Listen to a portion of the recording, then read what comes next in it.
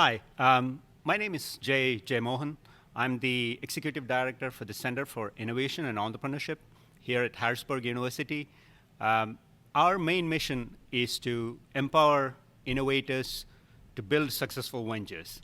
And part of how we do it is we run an incubator for founders and also train the next generation of entrepreneurs by sharing stories of people who have walked before us, who have done great things, the struggles they went to, the pivots they made, the failures they had, all of that. You learn from that quite a lot. So I have a little bit of experience of starting some companies, but in this region, you find incredibly cool people who are doing really great things. And most people, when they think of great companies or companies that were started small and grew, they always think about like Silicon Valley or Boston or Washington, D.C. But in Central PA, you find amazingly cool companies. And by what we do hope is that by sharing their stories and learning from them, we can create a culture of founders, incredible startups, innovations in this region. So today, I'm really, really excited to hear the story, a part of it which I already know, but with all of the people who are listening in, the story of HP Global. So with me today as my guest is Bob Whalen, who is the CEO of HP Global. So rather than me trying to introduce him, I want to hear from him. So let's start with welcome Bob to the podcast, which we call Conversations in Innovation. So the key theme here is always around innovations, right? And people look at innovation in different ways. So welcome to the podcast. And let's start with what's HP Global and your current role, and what are some of your big priorities right now? Well, Jay, first, thanks for having me.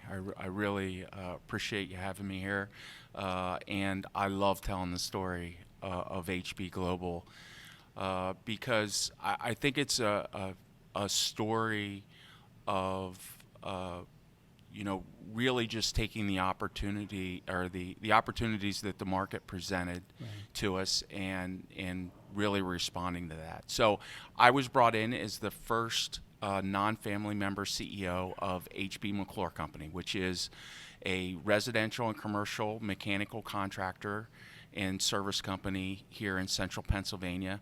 We were almost 100 years old when I came in, and I was really excited to get my first opportunity to run a company. I went to business school between 2002 and 2004 and really came away with some ideas of how I wanted to run a company, and I was really excited to get the opportunity. So in 2008, Bob McClure, who was the third generation owner of HB McClure Company, and I came to a deal to transition the leadership and the ownership of the company, from him to me. And of course, that was 2008, and we were in a recession and didn't know it. And so the first really big change in strategy that the market presented to us was really out of the pain we were going through with the economy. And so I was trying to find a way to make that transition smoother, because the reality was I knew that the strain of the transition would be borne in large part on the employees. We were going to have to put more resources into making the succession possible. And so I started looking for ways to make the deal more efficient. And of course, one way that you do that is to make it more tax efficient, which led me to an ESOP, which is an employee stock purchase plan, stock ownership plan, I'm sorry. And we decided to sell the company to an ESOP. And so while the ESOP was not, it was happenstance that we established it really became the cornerstone of what my professional mission is today, which is really to create value for our employees. And that all happened because of pain exerted on us from the recession, but really led to everything we did down the road in evolving from a mechanical contractor in a single location. We did at the time, about $30 million in revenue and had about 150 employees, to what we are today, which is a company that has 2,100 employees. We do $550 million of revenue. Wow. All over the United States, all up and down the East Coast and in Phoenix, Arizona. And so, it's really just an example of how you take the environment that's given to you and, really use those entrepreneurial skills to figure out the best path for you, which has worked out relatively well for our company and certainly for our employees that are a lot wealthier today than what they were 10 years ago. So I want to get a little more deeper into that whole journey, right? But so given where you are right now, and while we are not in a recession, it's still there is a whole kind of fluctuations going on and all of that. What's your top priority right now? I know one of them will continue to be to create more wealth for the employees and create the successful company. But what would be your 2 or 3 big priorities right now that you are looking at? So I think everybody in the blue-collar fields across the country, their number one priority is how do we find employees to do all the work that needs to be done. And there's a lot of innovation that's going on around once we find employees to attract them to our field, how do we train them more efficiently? Because we need them now. It's like, the whole thing about, training them for the next couple of years. For the next couple of years is, like we need them to do work today. And so, it's probably the biggest space that our industry is benefiting from the innovation is really around training and development. So all the AI, going into being able to train, with AI, in a setting that's more controlled, that you can do quickly, and even, us using the technology around having some inexperienced technician out in the field with camera glasses on that's talking to somebody that's experienced back in the office, to work through a problem, that we couldn't have done 10 years ago. And so that's our biggest problem, is around finding employees, and there's a ton of innovation that's going on in our industry and others, to help us do that, more quickly and more efficiently, to get the skilled labor up to speed so that we can do all the work. Because make no bones about it, there's not enough technical resources, in this country to do all the work, and it behooves all of us to figure this problem out and really get us to a place, to where we have adequate, number of people and skilled to do the work that we have. Well, so we just jumped right into the innovation part, right? So that's great. But so I also want to, because a lot of the audience that listens to us include students, faculty, or upcoming, and they all talk about like, what does the journey of somebody? Because there are a lot of people who say, I want to run a company, or I want to, do this. I want to be an entrepreneur. So the word entrepreneur is kind of, people read these headlines about, YouTube being bought for $1 billion by Google, and they say, okay, I'm going to start a YouTube. And you and I know it's the hardest thing. And I always talk about, I want to write a book which says, why the F do you want to be an entrepreneur, right? I mean, as somebody who's gone through that is always. So with that said, I always wonder about, a family-owned business where, an outsider comes in, right, and then takes on the lead role and turns it around. So take me a little bit, first through your background when you came into that, right, and what gave you the, I heard this term sometimes people use, and I use it all the time as an immigrant, irrational confidence, right? I mean, it's not based on any. So what gave you that, what was your journey before you got to HP Global? And then what was the next part of the journey? Take us through some of those. Yeah, so I think in one respect, it's absolutely true. Like I had no experience in construction, really. prior to taking on this role.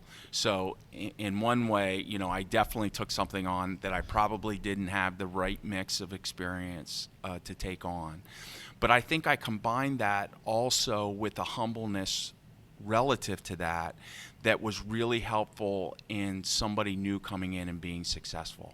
So I spent a lot of time early in my journey at H.B. McClure listening to the employees that actually did the work. And I would go out of my way to say, I have a certain skill set that I believe that I can add to this company, but it's not going to be telling you, how to do service or how to construct a building or any of the things that were with technical construction.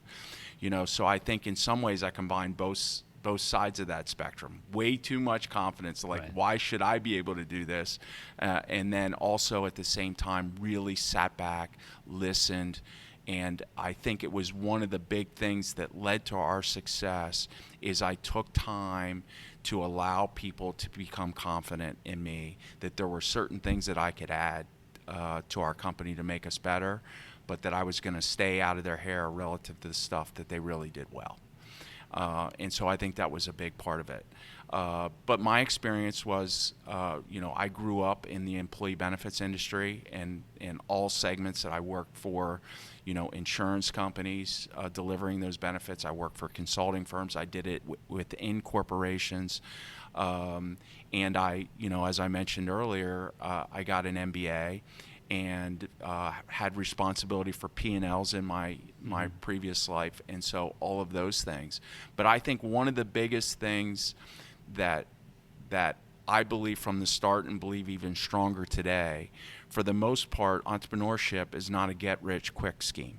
There is some of that in Right. Silicon Valley. These billion-dollar companies are Right. created relatively quickly where they don't pay much attention to the profit they make. Right. For most of us out there, we have constraints of capital. Right. We have to figure out, how we grow the company in a way that we do it profitably as we're doing it.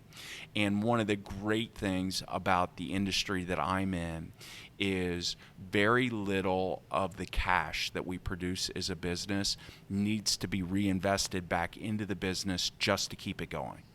So very high percentage of the cash flow we produce is free, meaning that we can then take that free cash flow and invest it in our future. And we've combined that with, in essence, doing leverage buyouts where we borrow money to buy companies at different areas of the country to do what we've done. But we have never viewed this. In fact, I had an employee meeting this morning where we're talking about the power of compounding. Our mission is around creating value for our employees, which is really based on the ESOP plan, which is a retirement plan. We're trying to compound the investment that we put in the company over a very long period of time to create wealth for our employees. We don't view this as, we're not going to be millionaires tomorrow, but our goal is that every single employee that works for us for a career will end up being a millionaire. So, it's because there's a whole lot of conversations today around transferable skills. And, so when you think about building a more diverse workforce, there's always people talking about, and there's, the IBM CEO and, a lot of the other senior, like Microsoft CEOs talking about, you don't need a college degree now because to your point about, the kind of skill that you need is like today and is there. So given all of that, as you were talking, one of the things that I was really thinking is without you realizing, your experience with the employee benefits and all of that before, you brought that into you transferred that really and created this whole, like the ESOPs of the world, right? Was there, when you started that, was there models in this region, something like that you looked at, or if not, then why did you think this would work? And what was your initial early conversations with the employees when you're starting this? They have never heard of this in a construction industry, I'm sure, at that point. And so what was those conversations like? Was there pushback from the employees and also the previous management teams who, because we talk about change management a big, that it's a huge change when, an outsider comes in and says, we are going to do all this. Yes. What was that like? Yeah, so as far as a model, and I wouldn't say what we did has been exactly the same, but I have modeled a lot of what we've done off of what I've watched and participated in from Continental Medical and Select Medical. So the Hortensio's companies here in central Pennsylvania, I actually worked for when I first came out of college, and then I consulted for those companies then in the future. And absolutely, the combination of using acquisition as well as effective operational management of the businesses that you do have is, a lot of what we've tried to do is to emulate the success that they've had as a business. They've gone about it differently. They're a publicly traded company and have used private equity as over time to get where they are, but really a company that we admire greatly and have learned a lot from. But to your point about when we started doing acquisition, there was a ton of internal skepticism about the ability to do that. And I didn't know for sure whether it would work or not. I wasn't afraid of it because, in essence, I did an acquisition of H.B. McClure Company, so I wasn't afraid to do another acquisition. But we had some, before my time there had been an acquisition failure, and so there was a ton of internal skepticism. But we started small. I think in Jim Collins's world, we did some experiments on a relatively small basis in this market that happened to be fuel delivery businesses that we started acquiring in the early 2010s. That were not really big investments. We got some experience there. And then we did our first substantial acquisition in 2014 of IT Landis down in the Harleysville market outside of Philadelphia. And I think when we showed that was successful, we didn't do another acquisition for another 3 years after that. When we showed that was successful, how much value our employees or shareholders, once a year, they get to see a change in the value of their stock. They saw the success of that deal in our stock value, and then it became, when are we going to do our next acquisition? People saw value. Plus, it was exciting. I want to tell you, one of the big things is when companies are going well, there is a ton of excitement that you need to leverage and use that fuel, to grow your company. It's also really challenging when things aren't going so well. You see that, and I've lived through that, as well, where you're in a time where the company's struggling a little more. And if you're going to be successful over the long run, you got to, to learn to work through both of those times, because you're going to have them. Where there's not one straight line. Growth is not a straight line. Right. It doesn't happen that way. And so you really got to be able to work through both of those situations. But there was a lot of change management. There was getting buy-in from our team. I think we started with relatively small experiments that were successful, and then we got bigger and took on, some more risk over time. But it definitely evolved to where the employees are asking us, when are we going to do our next deal? When are we going, to expand? What we've done in Florida is excellent. Where are we going next? Mm-hmm. And that has definitely built over time, and we've gotten better at doing that. Let's face reality. We weren't very good at some of it when we first started. We've gotten better, at more sophisticated in how we go about it, and there's still a ton of runway for us to get better yet. And so, that's kind of how we approached it and looked at it. And again, I think in general, and and I tell this to all the people that come into our company, that come in leadership, I say, take your time. Do not feel like you need to add value tomorrow. I know that everybody thinks, that's the way to go when you're brought in, you're being paid whatever, you got to do things right now. No, you need to learn the organization, you need to build trust before you can go off and make these big changes. And, they struggle to listen to you, because they still think right. that, well, that's, I got to do this, I got to do it. No, you don't. We need to do it over the long run. And I think that's an important part of it, is to just take your time to get there.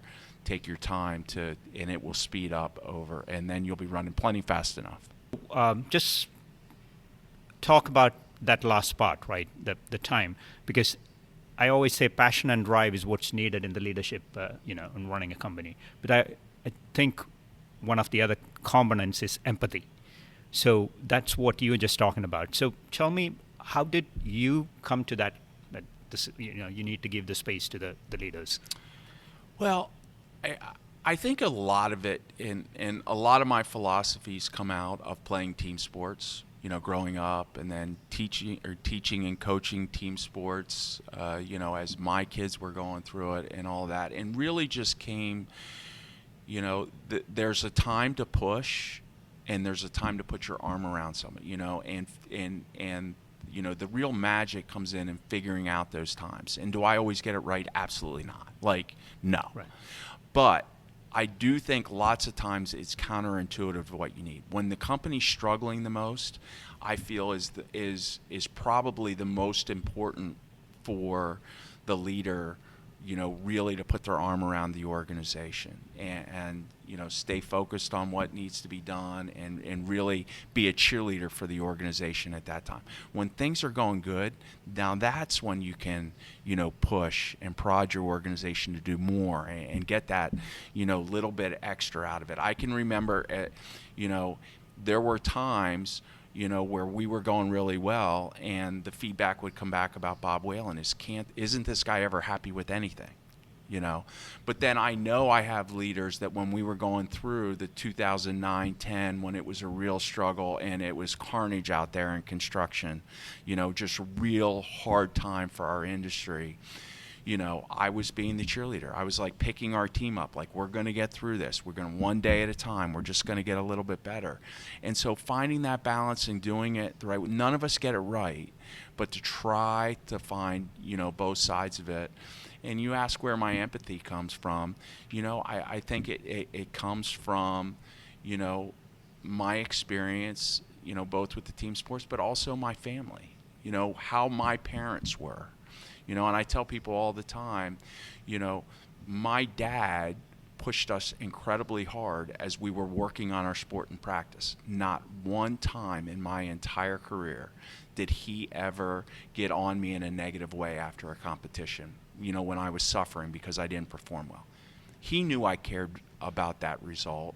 That wasn't the result I needed. He knew I didn't need at that time for, him to tell me, I made whatever mistake I made. And so I've tried to take that and learn it in the business career of, just really balancing, those two things together. So Bob, following up on the empathy statement, right? I mean, so I think it's an important factor for a lot of the leaders in today's times, right? So tying to that, when you look to the future, because we started with the whole conversation about the shortage of labor and the skill set and all of that, and there's a whole lot of conversations out there, and you don't need a degree for. And this is not talking about blue collar. It's the Googles of the world, the IBMs of the world are saying, well, the grads that we're getting, we still need to spend 2-3 years, and we can't afford that. So, talk about. How do you see that vision of training? Because you talked about the training.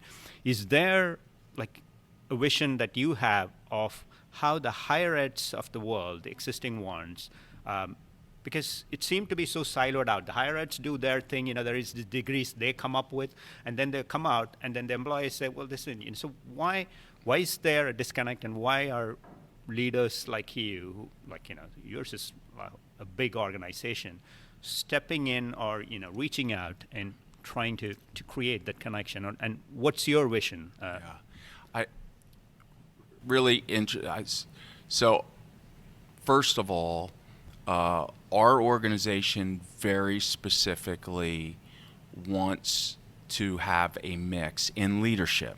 Now, I'm not talking about our blue collar jobs, right, which is a vast majority of our company. I'm talking about in the leadership positions, we want to have a mix of both college educated and employees that were educated through hard knocks, actually being out there in the field, and we are. The person that runs our residential service to business does not have a college degree. I mean, this is a big job, running a $30 million business. And we intentionally want it that way. We want there to be a career path for our technical employees that want to move up in the company, that they should be able to rise as far as they can go in this company with what they actually produce on a merit basis. I think what's critical as part of that is that they must be a learner.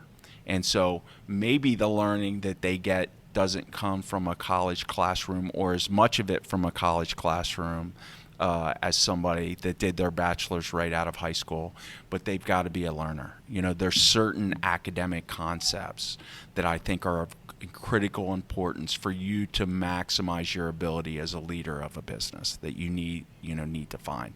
And I also want to add, I'm a big advocate of college and advanced education. I have 3 degrees myself. I have a bachelor's degree, I have an MBA, and I have a master's in finance.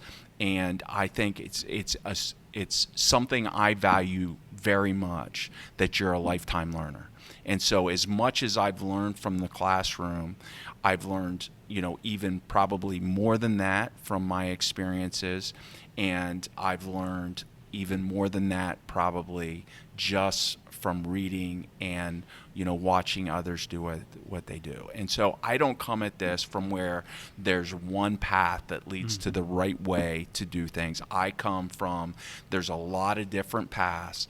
But if you really want to be successful in life, continual learning as you go along is a big part of that. And I would argue even for the non-college, educated folks, accessing university learning in some way, maybe not through a standard degree path, but through classes or seminars or, public conversations that go on, is all really good ways to do it. And by the way, you can access, all of that, over the web today, and there's great avenues to learn.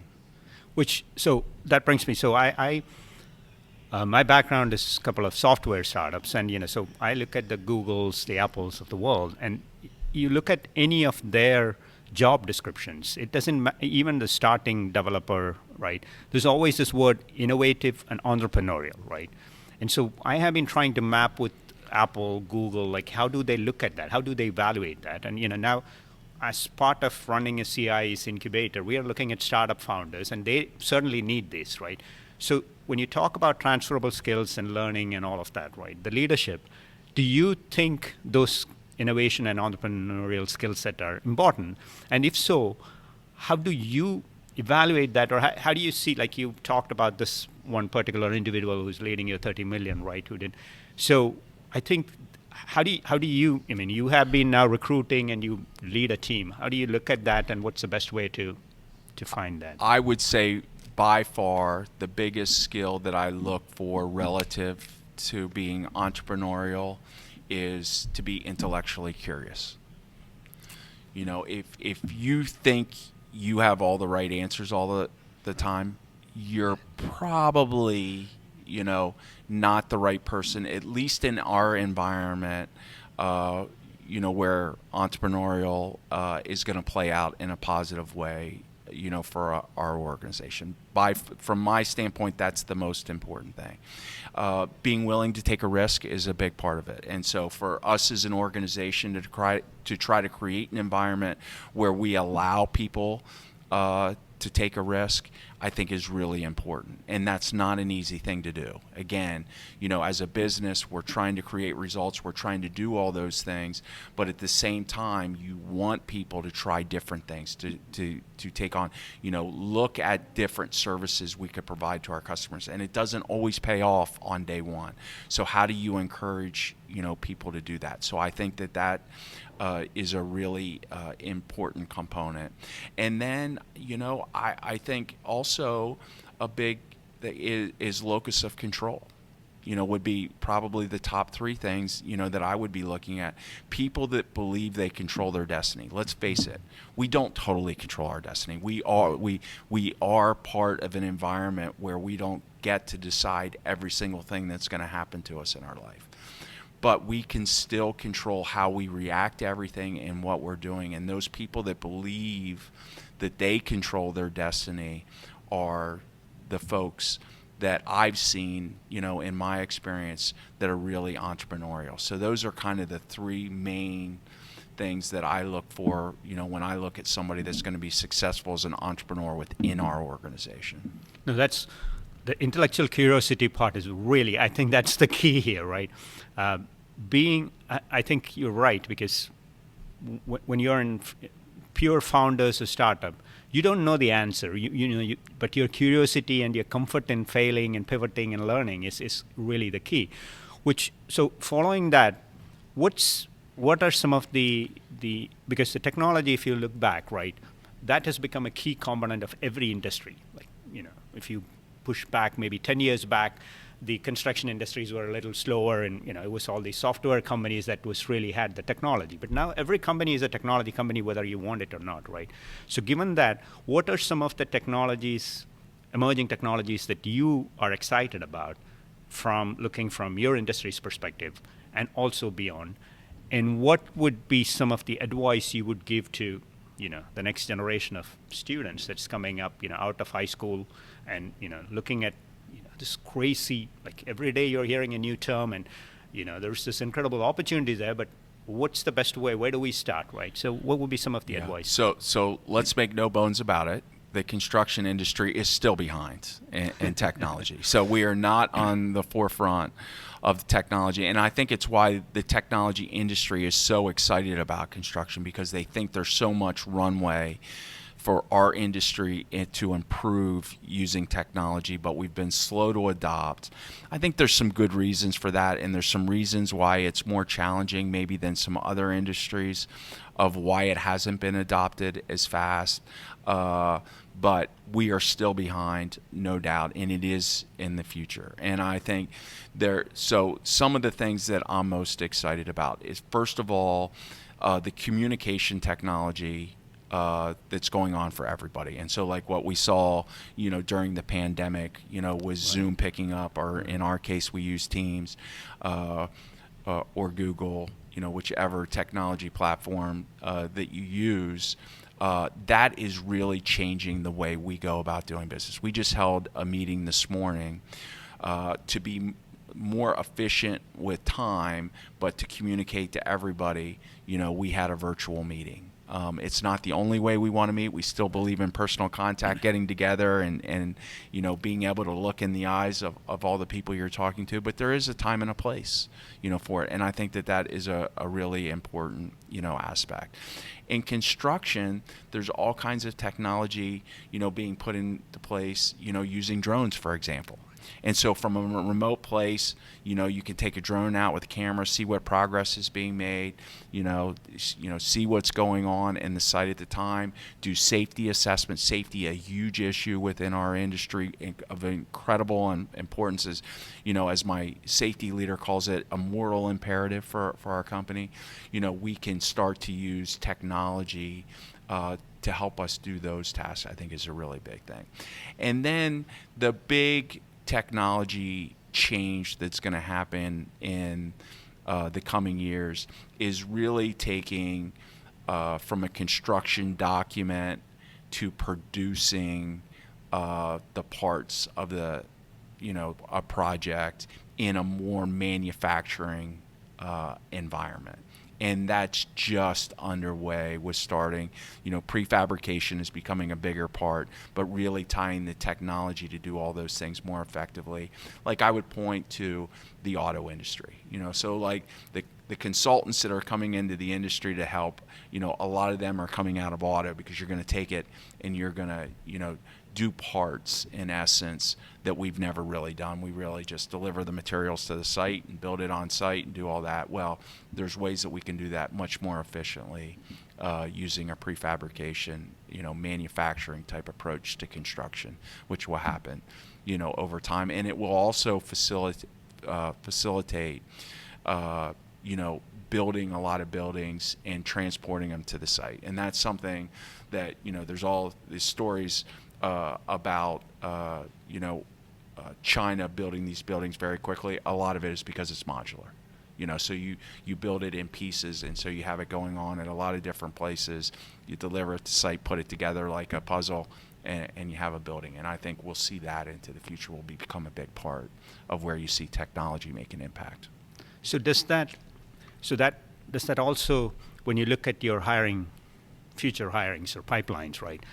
Because the last 5 years, when I talk to friends on the Wall Street side, they used to hire MBAs from Harvard, but now recently they have started hiring data scientists and others because they're saying creating predictive models, so the technology is being, and now with chat GPTs and artificial intelligence, all of this coming in, right? You talk about, it's almost like, the blue collar and the white collar is all now kind of like, because it's all working together and you need to work together. So are you now hiring more technology people, or are there a mix of like, because my undergrad is mechanical engineering, and now a lot of the people that I talk to, they are studying what's called mechatronics, which is a mechanical and electronics kind of coming together because of all of these other technology pieces. So is the construction industry's new skill set, is that a combination of this, or is that two separate? What are you seeing, and what are your hires look like? Yeah, I would say, first of all, we're not on the forefront of this, right. But what I would say is I have some peer companies, which I'm very familiar with, that have established, in essence, a department of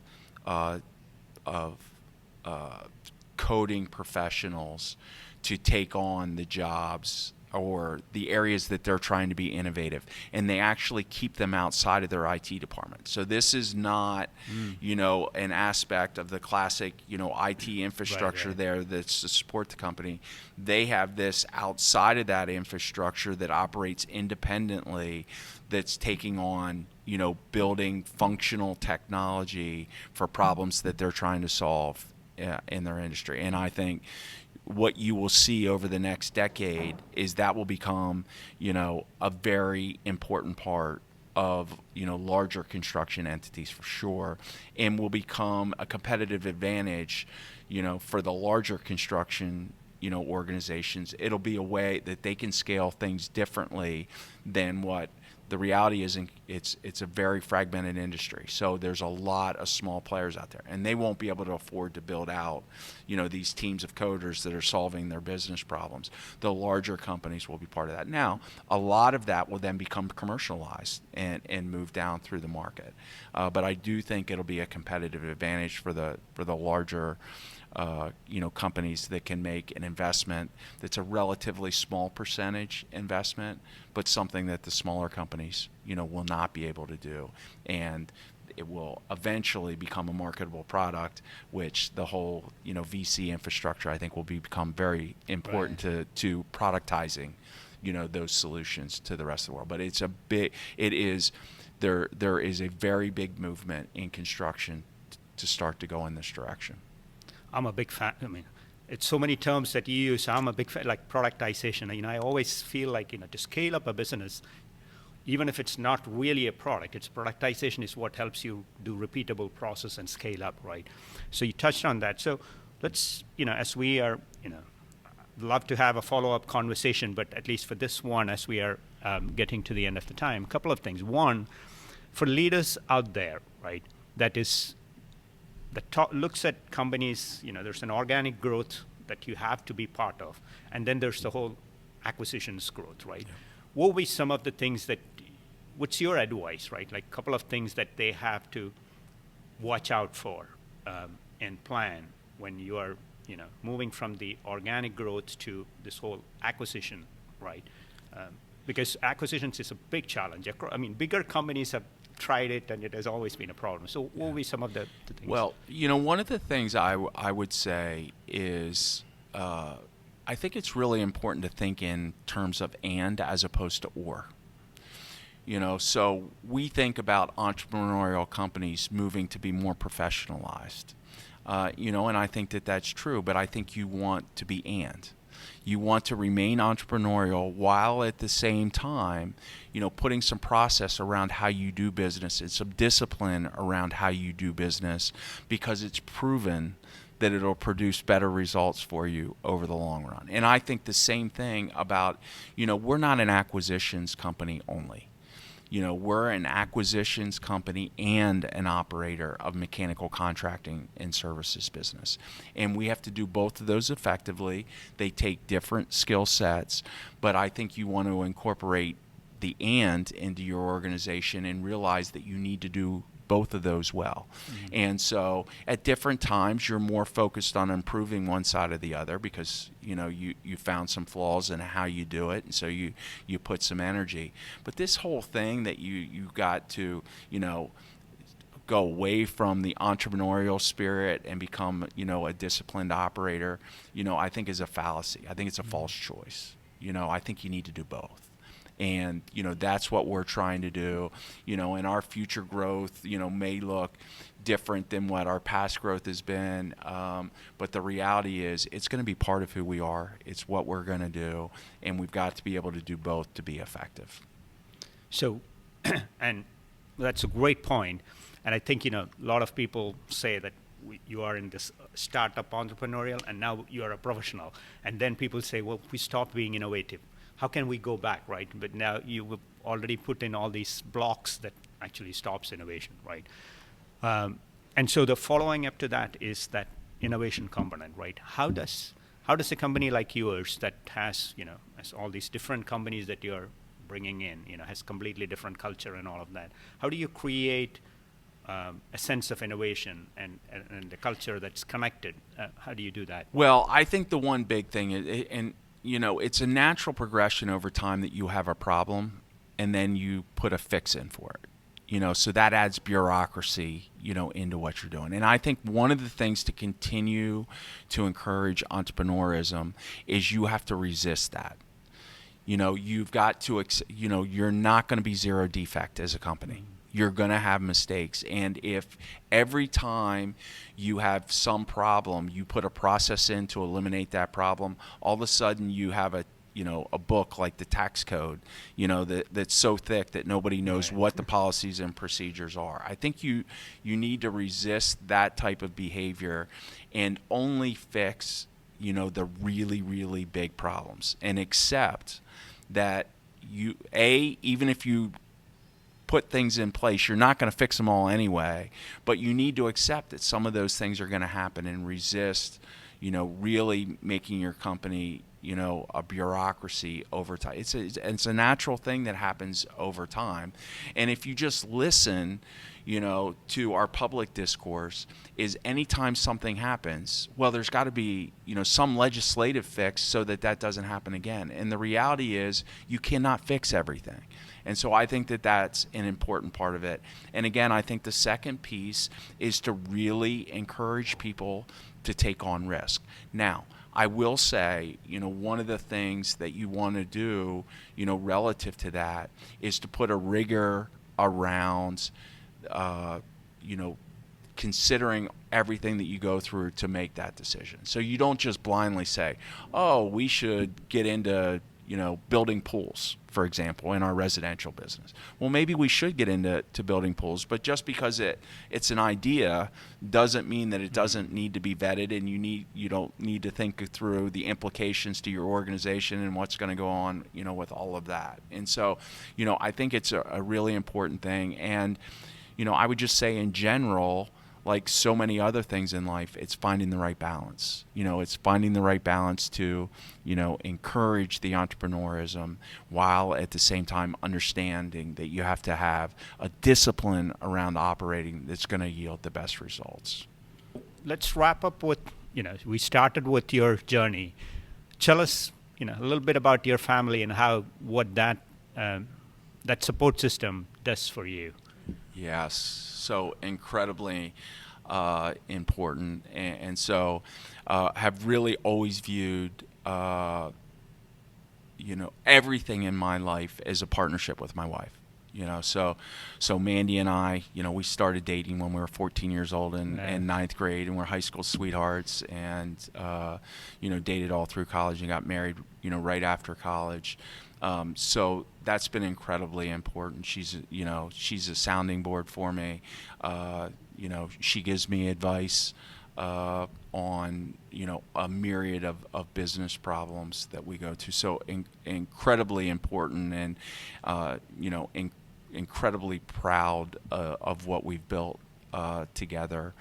And then we also have 4 children, which was really, you want to talk about what our priorities were over the last, almost 29 years now. It's really been, our focus is on our children, and we believe that's the most important work that we'll do. The exciting part about that is now those children are starting to join me in business too. And so I have, a son that's in the business with me, works on the acquisition and development activities we did. He's a mechanical engineering major just like you. And then I have a son-in-law that's very involved in the residential service business as well. And really that's the next stage that I'm in from business, is really about transferring what I've learned, the good, the bad, the ugly, over the last 31 years of being in business, over to not only my children, but also to all the employees that work for us. It's really rewarding to be in that phase where you're starting to pass on what you've learned, to try to figure out how to do that in the most effective way, so that you're not preaching at people. You're trying to pass on your experience, let them make their own calls.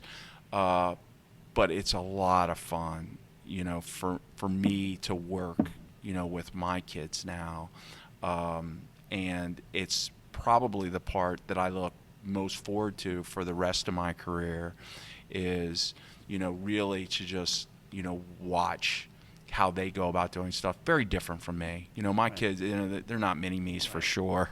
And it's just a lot of fun to watch them, grow and thrive. So that family piece is no question, at the center of my universe and what this is all about, and, what I've done. And even describe what we do at HB Global as my professional mission.